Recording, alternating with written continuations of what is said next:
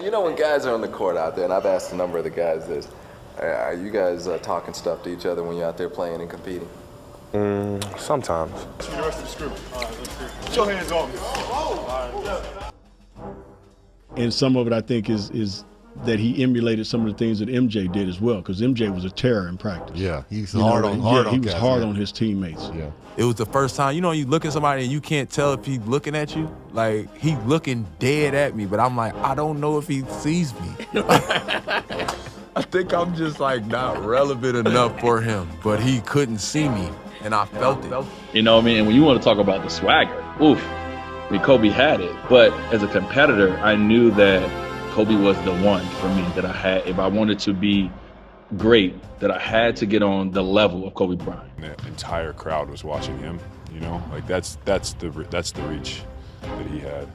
Tap, he had a great game. Did you? He just went off the whole fourth quarter.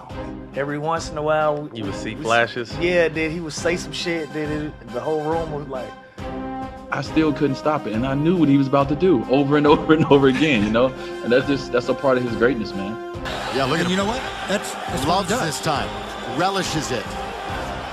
And he and Gerald Wallace are having a conversation. That's Kobe and Gerald Wallace going at each other while Kobe's on the free throw line. Gerald's still talking to him. They're still talking to him. They're still having a conversation. As Kobe's about to shoot the biggest free throw of the night. 3-point game. 4.8 to play.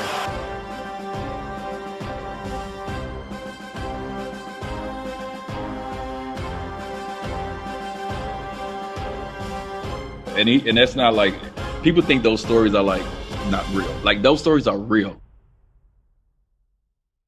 Rumor has it, there's a story where Kobe was playing against the 76ers, and Andre Iguodala had done a great job on him. Held him to like 7 for 20 shoot. So he literally went, when they went back to Philadelphia, he had that date marked on his calendar.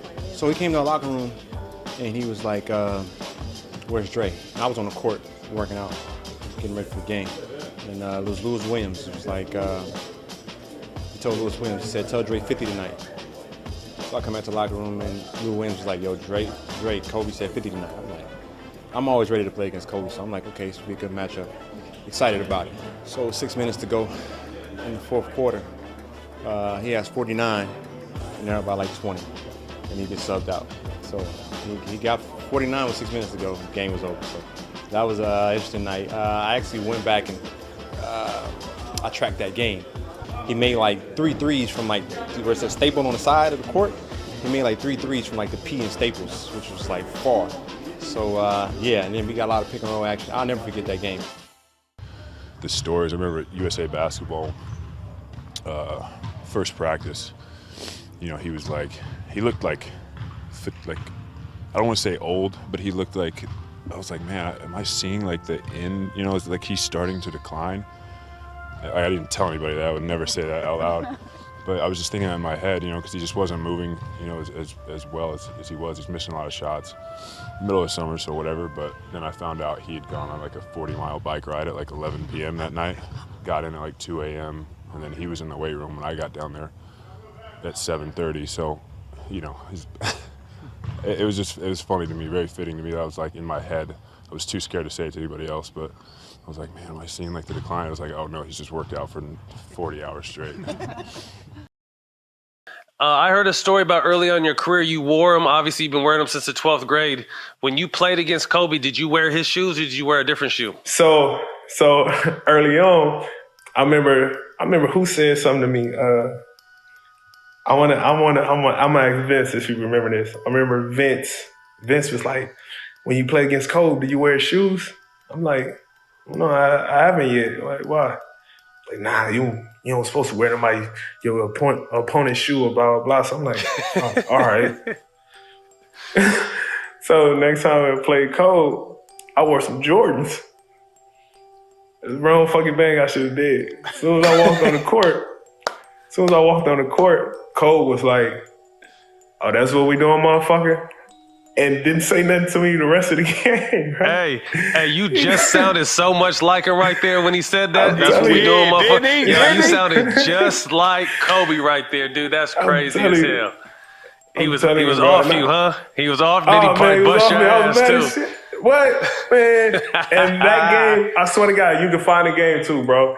I remember I had hit somebody hit a shot, put us up like 1.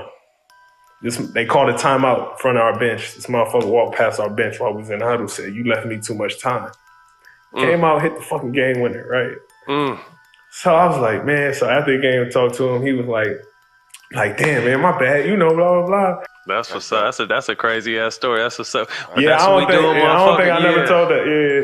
Yeah. Yeah, nah, but Like- hey, I swear to God that was him when you said it, because he done said that plenty of Yeah. times. That shit was crazy. Man. We were in the Olympics, right? And this is when I knew Kobe was a different monster, though. You hear about it, but you really, if you don't see it, you really, really don't know. And so we get into a city, one of the cities very late, and immediately we all go to the gym. You know, all my guys, it's Melo, it's me, it's Bryant, it's Kobe. Like, we all go to the gym, we all get our work in. It's real late.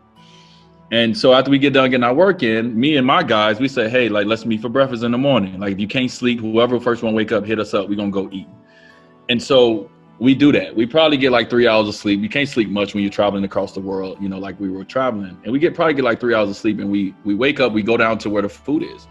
And as we walking down, you know, slubbing with sleep in our eyes, Kobe Bryant is sitting there with ice on his knees already, right? So we walk up to Kobe, like, Kobe, what's up? And he was like, yeah, man, I just finished a workout, and I'm about to go do another one. And at that moment, I was like, wait, hold on. We just worked out about 3 hours ago. You know what I mean? And like, you've done another workout and you about to go do another one. That's when I was like, okay, I got to get my stuff together. I got to get my shit together, because this dude right here is on a whole different level than even I'm on. And I'm supposed to be great, right? So that's the kind of person he was. And that's how he drove me. You know what I mean? Like, just little stuff like that. I went back and said, okay, that means I got to work hard and I got to do more. So yeah, I just wanted to share that little anecdote. That's great. He's a beast, man.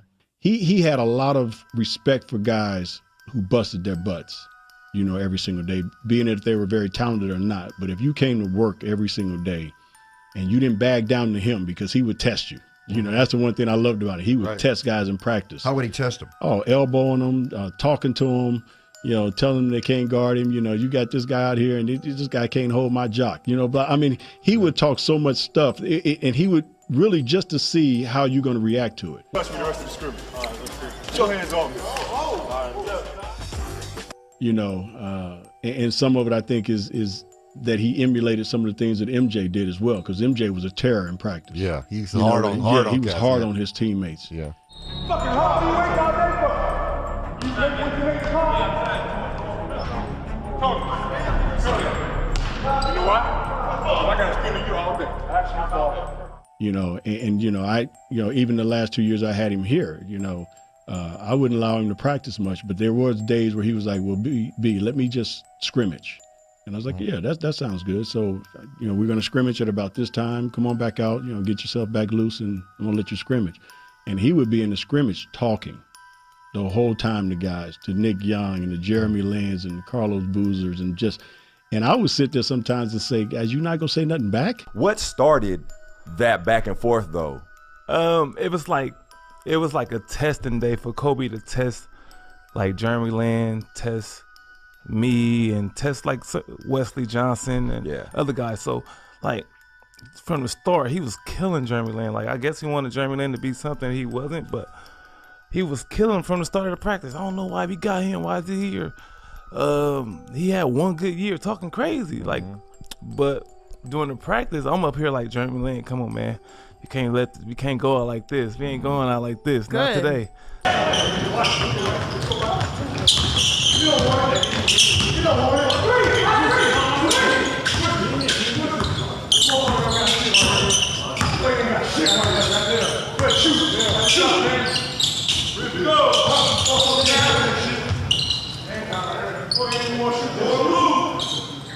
I'm getting mad like, Jeremy Lin, come on, man.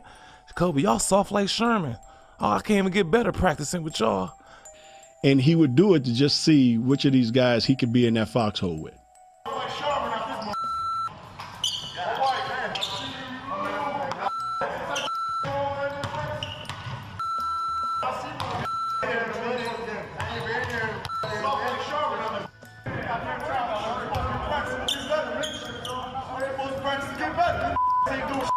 That's when I was like, all right, Cole, you talking too much. You can't guard me. Guard me. He was guarding Jeremy Lin. Guard me. Yeah, guard me. Hey, that part. Yeah, guard me. And then we start going back and forth. I said nobody in the world could guard me because Gil That's was where it teaching comes me. from. Nobody in the world guarding me. Right on back pocket. Nobody in the world guarding me. Show me. In the world.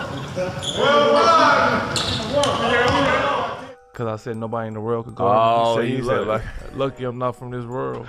Damn, he good, bro. He too quick. So we going back and forth. It was fun. Then the next day, you know, we won the game.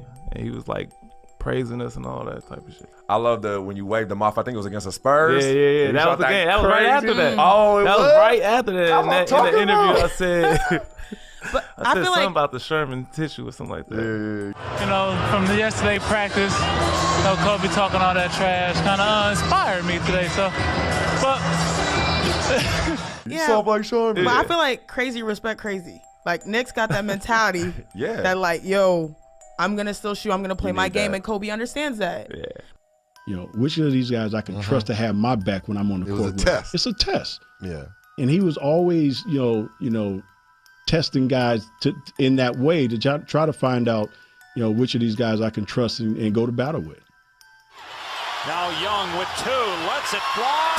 It's good. Nick Young for 3, and the Lakers lead with 7.4 remaining. Young's 6th triple of the night. Like, we had a, fuck, he gonna be mad at me for this, but look, we had a blowout. We got blew out in Portland. We was getting blew out in Portland. So everybody, Kobe's in the locker room just waiting for everybody to come in. And you know everybody down there got Kobe's on the team, so Yeah. we come in. And he came in the locker room, and he was like, from now on out, every time down the court, I touch the ball. Y'all gonna learn what it's like to play with Kobe Bean fucking Bryant. How y'all gonna wear these shoes and y'all soft ain't what we do here in LA. So I'm not thinking nothing of it. He tells everybody to take their shoes off, their Kobe's off. I'm like, what? Okay. Oh, this motherfucker serious. Dead ass serious. But Like, what's wrong with you, man? Like, what's wrong with you? Nah, take them off. Take them off. and so Nick Young playful ass. We shower and shit. We come back. And y'all did? And we took them off. Did y'all throw them in the middle of like the... in the middle of the foul, like foul, he just started grabbing people's shoes and just throwing them. He threw them all in the trash. Oh, and wow. He's like, y'all don't deserve these. We shower and shit. We come back. Nick walk in the locker room talking about, huh, y'all better throw that motherfucker the ball or it's gonna be some shit around here. Straight so, up. like, Nick never took anything serious, though. Which y'all start coming with, yeah, come back in LeBrons and stuff like that. What y'all say? Did anyone? Like, man, I ain't gonna wear those anyway.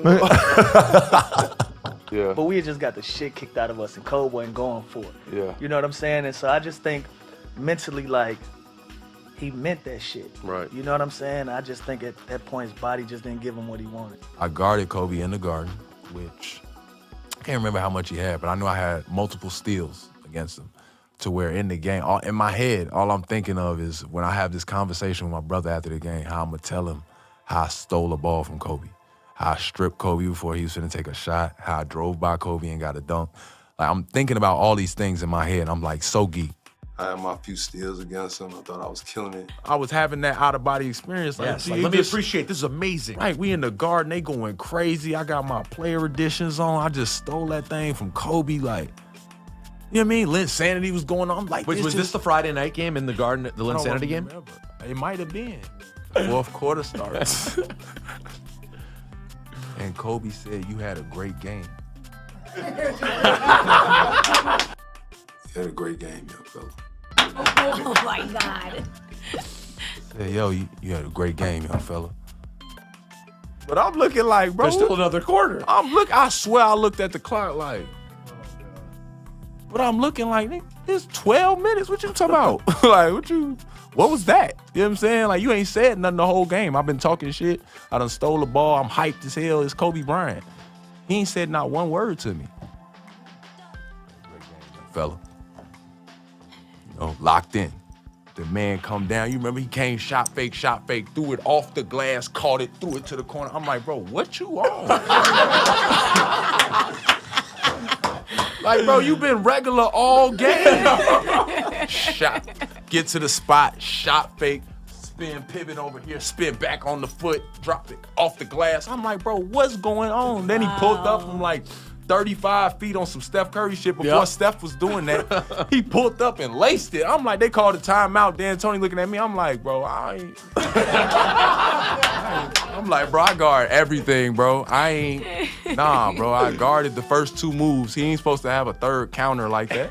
Like, bro, I stopped the first one, stopped the second one, bro. The third one wasn't on the film. Yeah, it wasn't on the film, bro. I don't know what that is. I've never seen that before. Yeah, I thought that was a travel. His feet shouldn't even be able to move. Like, one point, he just dribbled up, just picked a spot and just shot it dead in my face. Like, everything I was doing, I was just like, and I'm thinking in my head, damn, that whole good game I thought I was having is just gone. I didn't speak to Kobe for another 2 years. Oh my God. My Kobe story is we were in the player lounge. There was a couple of us, and we were playing spades. And he kind of came in, and we were drinking a little wine, playing some spades, just chilling. And he came in, sat down, poured himself a glass, and he was kind of like reading a paper. So this is 2008. So they had just lost to the Celtics in the finals, tragically, if memory serves. And so he opens up the paper, and there's this article about it, and there's a picture of Paul Pierce. So I see it, we kind of are, and it's Kobe Bryant. Listen, it's 2008, we're all sitting there, fucking Kobe Bryant sits down and pours a glass of wine. We're like, what the fuck, And then we look over, and he's tearing out the picture of Paul Pierce. So he cuts it out, and he folds it up, he puts it in his pocket, and we're all looking at him, what's going on? He's like, motivation. We're like, oh, cool. And then he proceeded to chug his wine, pour another glass, chug it, poured the third, and he was basically he looks over and he's like, now I'm one ahead of you guys. We were like, okay. That is great. That is such a great story. So when I hear those stories about Kobe, and I hear them from so many people, I'm like, yo, was he really was some of it performance art? Yeah. Some of it was I've gotta live up to this reputation. Who does that? Could he have not torn that piece of paper out in his own room and put it in his pocket? He wanted someone to know. Yeah, right, exactly. Jordan's with the Washington Wizards, and they play in Washington. Jordan beats Kobe. Jordan gets that win. Kobe was guarding him, and he did something because Jordan made the last play, made a pass, and they hit the game. At the end of the game, he smacks Kobe on the butt and said, "You can put the shoes on, but you ain't gonna never feel them." The 8s, he had the 8s on, right? Yeah. You're never gonna feel them. You're never gonna feel these shoes. Kobe stopped talking to his teammates. They say Kobe didn't talk to the team for 2 weeks. Yeah. For 2 weeks. Literally would not say anything to anybody. He just went silent. But he was on 1 million. And when they talked to Phil Jackson, the teammates were like, what's going on? What's going on? So they said, Phil, what's up with Kobe? He mad at us? It was like, nah, he ain't mad at you. Well, Jordan told him that comment, and it upset him. In Washington, it's in what? 2 weeks ago? He's like, yeah, he told him he can copy him all he wants and do all that, but he'll never fulfill those shoes. So they already knew what was coming. So then the Wizards came to Los Angeles to play. Hey, they was like, yeah, I feel sorry for next time we play Jordan. Kobe scored 42 points in the first half. Wearing that distinctive headband out to Kobe. 5 on the shot clock. Kobe a low. Kobe looking in the corner instead, stops the baseline, squares up. 23 consecutive points scored by Kobe. 30 points in the game. That was a nice looking shot. Pull-up jump against Kwame Brown. Crossover. Pull-up jump shot. Good again. You better take a timeout. And scored 55 points in that game. They said they already knew what was about to happen against MJ when MJ came to LA. Wow. And they said, sure enough, Kobe went out and that motherfucker said, it wasn't. He didn't even have to tell the team. Once they heard what happened, is what Kobe decided to do. On Jordan. which a lot of people don't say. He had 42 in the first half. Yeah. Game 55. Bro, you could see Mike's face in the end. Now that explains it. They said Mike with the towel. Yeah, but that's what I'm saying. It was what was told to him. Yeah. He's a psycho. That's what I said. He's a psycho. That's what was told to him. Do you remember the reality show, The Real World? Yes. That used to be on MTV? Yeah. Kobe was a rookie. Arn was my agent as well, and I was the elder statesman of the firm. And Arn called me up and was like, do you mind talking to this young kid and show him what the NBA is all about and how to conduct yourself? I'm like, okay, yeah, sure, I'll talk to this kid. We were set to play a game of basketball versus the real world cast. It was shot in Hollywood, and all I remember is Gail continuing to say to me, look, when you guys get there, you're going to get there before the cast of Real World. All Kobe wants to do is play you one-on-one. He just wants to play you one-on-one, one-on-one, one-on-one. I'm like, look, I'm 10 years in. This is 96, 97 year, that summer. So he had 1 year in. So I'm 10 years in. I'm not going to play this young cat one-on-one. I'm like, all right, I'll play a soft game of one-on-one versus him, but our focus should be going against the real world cast. So we get there, and we're playing soft one-on-one, and, I'm doing my step-back jumper. I know you've alluded to this before. And he's like, how do you do that move? And, I kind of show him because I was trying to take things from him as well. He had this killer crossover. I'm like, well, how do you do that? So we're exchanging our go-to moves. Well, a conversation turned into text messages and phone calls every day. Because, like you said, he was gathering information. We reached the Bulls in the conference finals, and he was like, so what was it like going against Jordan? He wanted to be bigger than life. And at that time, that person bigger than life, and still is Michael Jordan. And I didn't have a very strong relationship with MJ. But Kobe wanted to know what was all the intricate talking and trash talking and moves that were going on between MJ and I. What did you do? Like, what were your game plans? What was this? I was like, man, that black cat, there was no answer for him, man. We tried this, we tried that. That black cat was doing this and that. And I'm thinking to myself, what does this kid want to know about all this MJ talk for?